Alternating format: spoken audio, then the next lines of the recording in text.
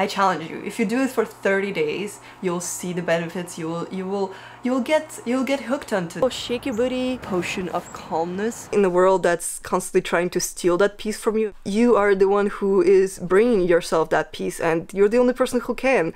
Hi friends, my name is Molly. How are you? You may not know this about me, but I have other hobbies than yoga. I know. One of them is stressing out. I love stressing out. It's like my guilty pleasure. It gives me an opportunity to complain about something all the time.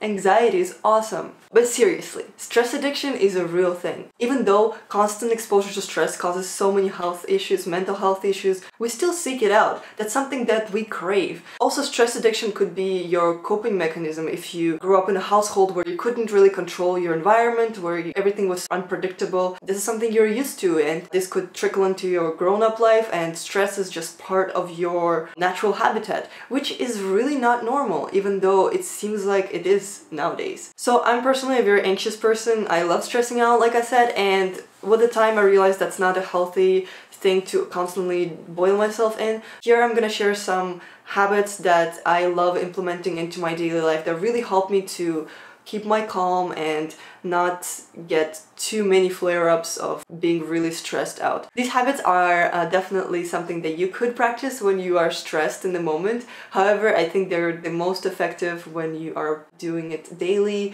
sort of in preventative style. This really helps me to deal with situations a lot more mindfully. Hopefully these habits will help you bring more peace into your life. Make sure you watch till the end to hear all of them, because you never know. Maybe there's going to be something in the end that you don't ever think of. Let's get into it.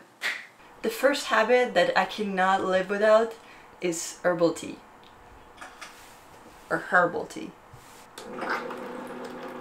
No, but seriously, I cannot live without herbal tea.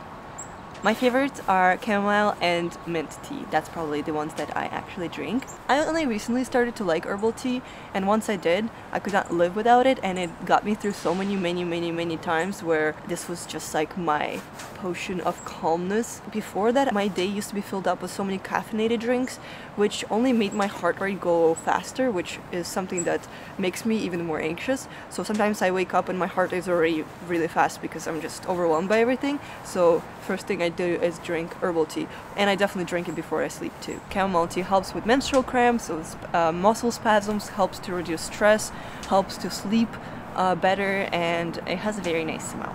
Yeah, so there's a lot of herbal teas out there that you could look into that have different effects. Yeah, a lot of them are like borderline medical. I guess be careful what you're drinking, but also don't ignore them. I feel like they're so beautiful. Natural remedies. Next thing is journaling. I know, you're probably rolling your eyes, of course, journaling. Everyone's talking about it. However, I noticed it's really hard to do for a lot of people, including myself. It used to be really hard for me as well. But trust me, once I developed a habit, it was one of the most beneficial things to get things sorted in here. It's not like the job is done, but it's ongoing process that is so beautiful and insightful. And yes, I know it's hard to commit to it, and sometimes you don't even know what to write. There are so many things you could write. Our heads are not meant to organize information. We're just big ball of just constant thoughts. So having something that you could put it on, it's just so beneficial because you could get it out. It really helps me to acknowledge things, because I feel like a lot of the times I try to suppress some sort of feelings or some sort of thoughts that I don't think should be there. And with journaling, I feel like I'm much more honest with myself. Also helps me to set intentions, helps me to set out my priorities, and with that, I understand what's important for me. I waste less of my energy on stressing about things that I already know are not important for me. If you will be interested, I will definitely do a separate video on journaling, because it's such a big topic. I feel like it's so interesting. You can dive so deep into yourself. I can definitely share some techniques that help me to start off and that I just generally love using. And there's lots of other videos on YouTube and just information out there. Now with journaling, it's not one of those things that you see results right away, which could be discouraging. However, consistency is the main part of it. It doesn't have to be complicated, it doesn't have to be long. It could be 5 minutes a day. I challenge you. If you do it for 30 days, you'll see the benefits. You'll get hooked onto that, because it's a very wonderful crutch in your life, I feel like, to just help yourself carry this luggage. For everyone, it's so personal what journaling brings into your life. And I'm really excited for you to do it because you never know what's gonna come out of it. And I bet you it's going to be mostly positive. Maybe uncomfortable in some ways. Growth does not happen in comfort, so I am very excited for you. My next habit that really helps me distress. Moving your body. I bet you didn't see that one coming. So when we're stressing, when we're in negative emotions, our body accumulates that energy, and energy cannot be destroyed, it can only be transferred. Yes, you could maybe yell at someone, you could blow up at some point about something, or you could go and just do a workout, really move it, get it out of your system, and you know, be more productive about it, about like releasing your stress. And I feel like doing it daily really helps me to let go of things way easier. Yeah, try moving your body. It could be dancing, it could be anime moves, it could be anything that's fun for you. There's so many ways you could move your body that's not just traditional weightlifting. I mean, if you love weightlifting, I love that for you. You could try yoga, that's great. I love yoga. It's honestly something that I could stick to every day. And honestly, it doesn't have to be long. It doesn't have to be an hour workouts. You don't have to be like, oh, I don't have time today. That's not an excuse. You could just spend 10 minutes on going off. That's an option too. I used to really like doing 20 minutes workouts, and that's how I could cultivate the habit of doing it every day. Yeah, so shake your booty and, you know, just let go of this stagnant energy, because it's not gonna serve you, and sitting with it, it's gonna make you eventually blow up. Trust me, I'm a very what is called fiery person, so yeah, you better take it out on your mat rather than people who you love or just yourself.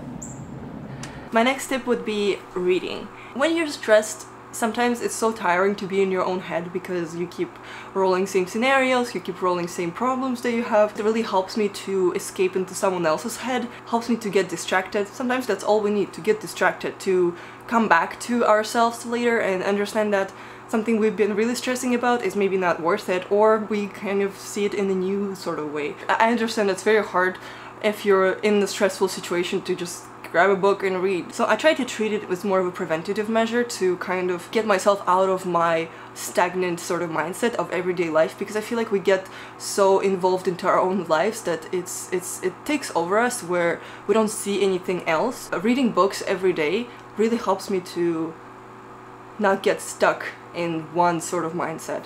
Last and final, meditation or mindfulness practice. I feel like meditation is a very strong word.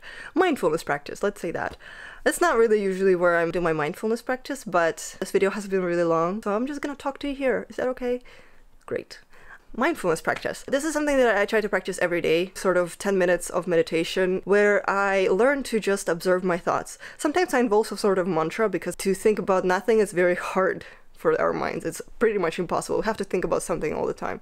So it helps to have like some sort of mantra, or just to observe my thoughts. And I think that really helps me not to take my thoughts seriously and let them carry me away into emotions. I've seen this, I think, in Headspace sort of metaphor. You imagine that you are sitting on the side of the road and cars are passing, and you just observe cars are passing, and cars are your thoughts. You're not gonna go run after every other car. You just sit there and observe. And that's kind of what I'm doing with my mindfulness practice. I just let my thoughts happen. They're there, that's okay, but I'm not going to react to them. Giving so much importance to our random thoughts is so dangerous. It's stressing us out. So learning to let it go and just be there is so important. It's not like a practice that's really rewarding right away, because you're not going to feel it after practicing a few times. I feel like that really takes consistency, and I learned to love it.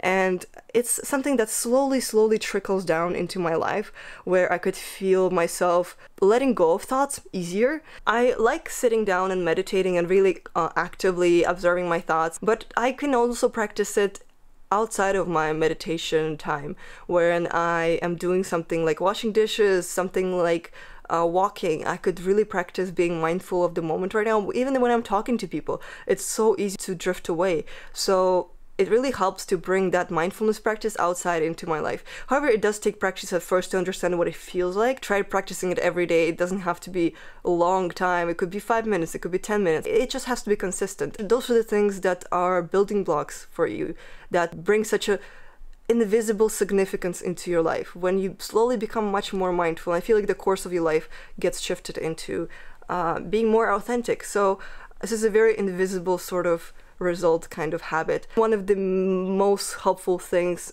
dealing with stress is to be able to feel the significance of your thoughts and know that they are not significant. For the past couple of years, I've been trying to practice these habits. I've been starting these habits. Right now, I'm in a place where I'm comfortable practicing them, where it only makes sense to practice them. I'm not like a super guru in all of them. There's definitely so much space for development, which makes me so excited. In the world that's constantly trying to steal that peace from you and make you want something, make you worried about something, being able to cultivate your own peace is so priceless. It's such a confidence booster as well, because you are the one who is bringing yourself that peace, and you're the only person who can. If you're watching this video to this point, you got this. You are motivated enough. Just start little by little every day, and that's as easy as that. Just every day, some sort of effort. So you got this, and I am so happy we got to interact in this video. Please let me know what you think of it, what you are interested in practicing, what you're already practicing, maybe some other things that you would advise to reduce stress intensity in our lives. I'm excited to interact with you in the comments, and thank you so much for watching this video. I hope to see you soon. Bye!